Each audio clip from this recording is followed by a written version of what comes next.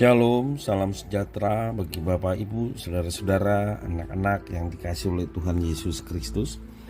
Berjumpa kembali bersama saya Pendeta Eka di dalam renungan firman Tuhan pada hari ini, Sabtu 6 Agustus 2022. Sukacita dan damai sejahtera dari Tuhan Yesus kiranya memberkati hidup kita sekalian. Puji nama Tuhan.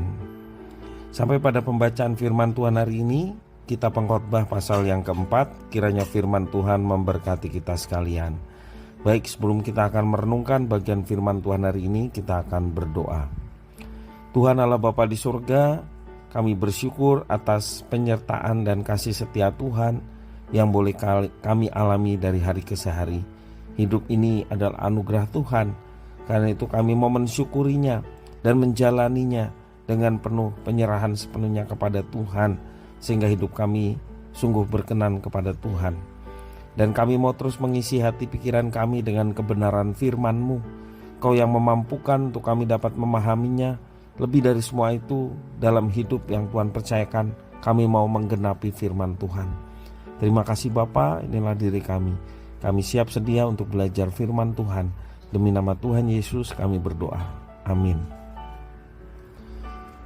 Pengkhotbah pasal yang keempat ini saya akan membacakan di ayat yang ke-7 sampai ayat yang ke-16. Demikian firman Tuhan. Aku melihat lagi kesia-siaan di bawah matahari.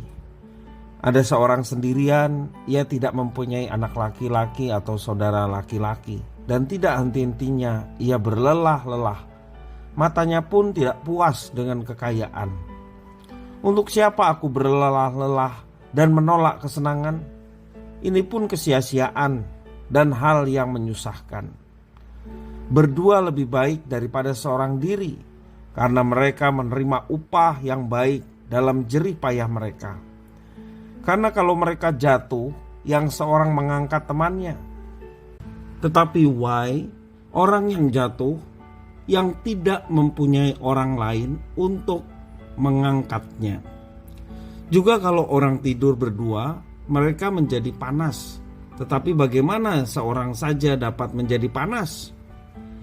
Dan bila mana seorang dapat dialahkan, dua orang akan dapat bertahan. Tali 3 lembar tidak mudah diputuskan. Lebih baik seorang muda miskin tetapi berhikmat, daripada seorang raja tua tetapi bodoh, yang tak mau diberi peringatan lagi.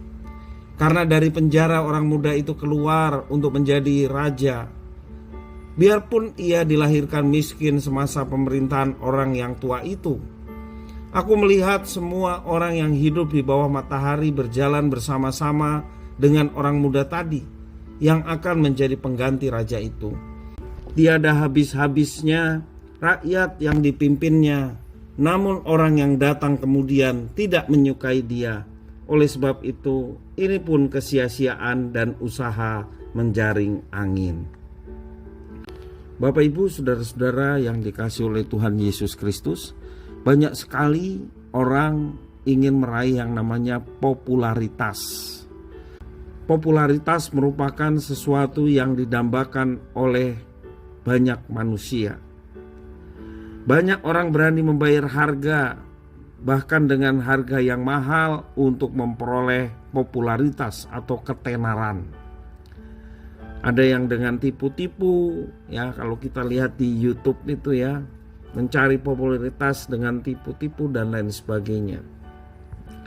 Mereka percaya bahwa ketenaran dapat membawa banyak keuntungan, tentu saja keuntungan harta yang dicari oleh manusia. Sebaliknya, pengkhotbah mengetahui popularitas merupakan hal yang fana, yang tidak akan bertahan lama. Pengkhotbah melihat di dalam ayat yang ke-13 dituliskan, lebih baik seorang muda miskin tetapi berhikmat daripada seorang raja tua tetapi bodoh yang tak mau diberi peringatan. Bapak, Ibu, saudara-saudara, di dalam dunia kuno, khususnya Timur Dekat kuno, kekuasaan dan kematangan umur jauh lebih berharga daripada kemiskinan dan kemudaan.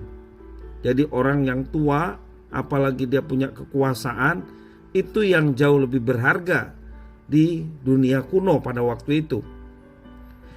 Tetapi kitab Pengkhotbah ini justru mengembalikan pemahaman apa yang dipahami oleh orang dunia kuno pada waktu itu.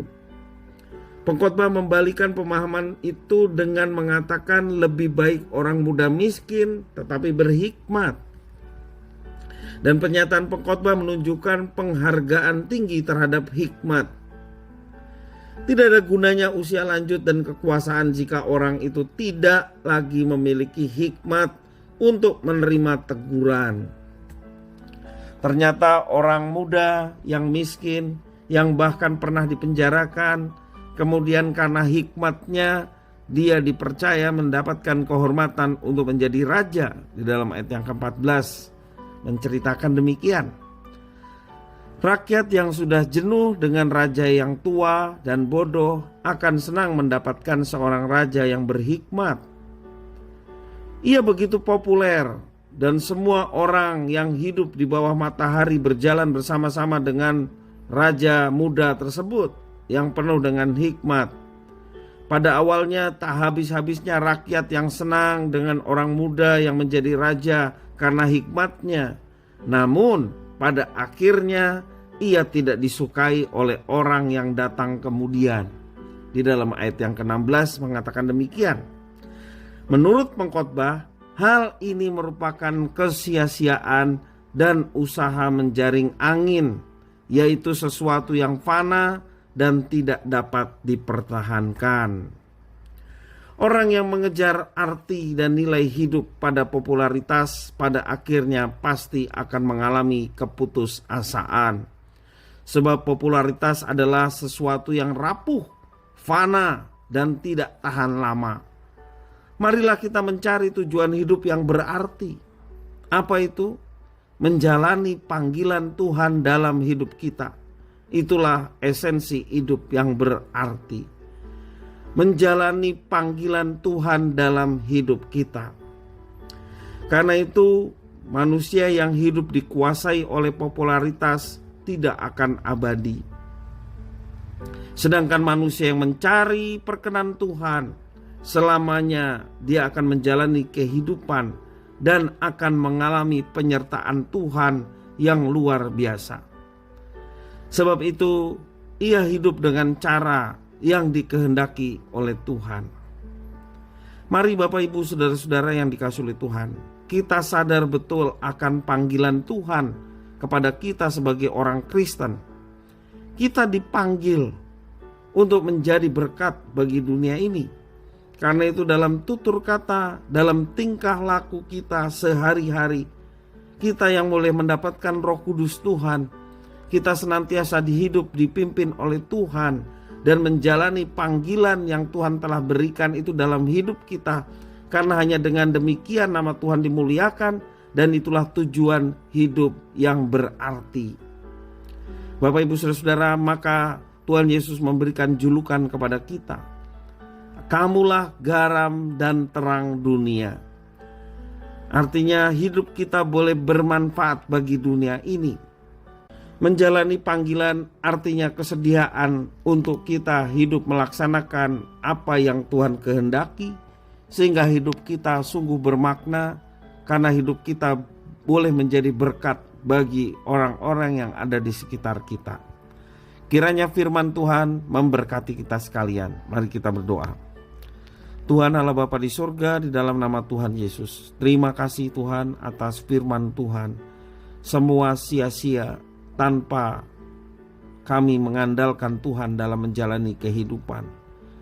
Engkaulah yang menjadi sandaran hidup kami. Engkaulah yang menuntun hidup kami, supaya kami tidak salah melangkah, salah visi, ataupun salah dalam melaksanakan apa yang dipercayakan Tuhan. Karena itu Tuhan, kami mau memiliki hidup yang berarti ketika kami menjalani panggilan yang Tuhan telah berikan kepada kami dengan segenap hati sampai waktu yang Tuhan percayakan kepada kami selesai. Terima kasih ya Tuhan atas firman-Mu. Mampukan kami untuk menjalankannya. Nama Tuhan dipermuliakan dalam hidup kami, sehingga hidup kami pun boleh mendatangkan berkat bagi sesama. Terpujilah nama-Mu ya Bapa, demi nama Tuhan Yesus kami berdoa. Haleluya. Amin.